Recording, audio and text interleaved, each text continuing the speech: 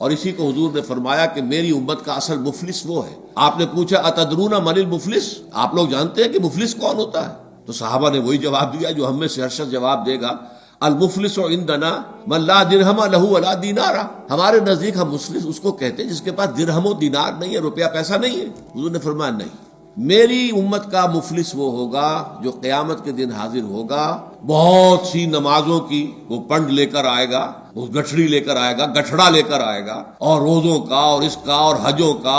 اور عمروں کا، لیکن وقد شتم ھذا واکل مال ھذا، اس نے مال کھایا تھا فلاں کا حرام طریقے سے، فلاں کو گالی دیتی تھی، فلاں پر تہمت لگائی تھی، حقوق العباد کے اندر جو ہے اس کی عزت پر حملہ کیا تھا، وہ سارے مدعی جمع ہو جائیں گے۔ اللہ تعالیٰ کسی سے کہے گا بھائی تم اس کی نمازیں لے جاؤ، کسی سے کہے گا اس کے روزے لے جاؤ، اچھا تم لو حج لے جاؤ، اس کے عمرے لے جاؤ، اس کے بعد بھی مدعی باقی ہوں گے، تو اب مدعیوں کے گناہ اس کے پلڑے میں ڈالے جائیں گے، اور پھر وہ دوسروں کے گناہوں کے بوجھ تلے دب کر جہنم میں جھونک دیا جائے گا۔